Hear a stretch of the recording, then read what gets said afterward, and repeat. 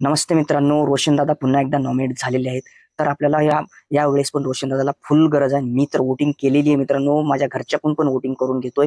तुम्ही पण तुमच्या घरच्यांकडून वोटिंग करून घ्या, मित्रांकडून वोटिंग करून घ्या. कारण की आपल्याला रोशनदादाला बिग बॉस मधून ट्रॉफी घेऊन येताना बघायचं मित्रांनो. तर आपल्या रोशनदादाची फॅन बेस खूप मोठी आहे. फॅन बेसच नाही तर रोशनदादा तेवढाच मनाचा पण खूप मोठा आहे मित्रांनो. ह्या राकेशला काय सुचलं आणि कुठून हे झालं की जे काही बोलणं चालतं त्यानुसार त्यानं गेम खेळला नाही आणि जाणून बुजून रोशनदादाला नॉमिनेट केले मित्रांनो. तर हे पूर्णपणे चुकीचं आहे. कारण की हे बिग बॉसचा लाडका जावई किती दिवस बिग बॉसच्या घरामध्ये टिकल हे माहित नाही. कारण की राकेश हा बिग बॉसचा जावई आहे मित्रांनो.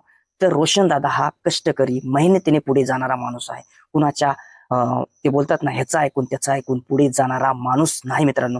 तर हा व्हिडिओ पूर्ण महाराष्ट्रभर, पूर्ण देशभर आणि पूर्ण जेवढे कंटेंट क्रिएटर आहेत त्यांना पण सांगतोय की तुम्ही रोशनदादाला सपोर्ट करा मित्रांनो. एवढंच बोलतोय ना. रोशनदादा, ओनली रोशनदादा.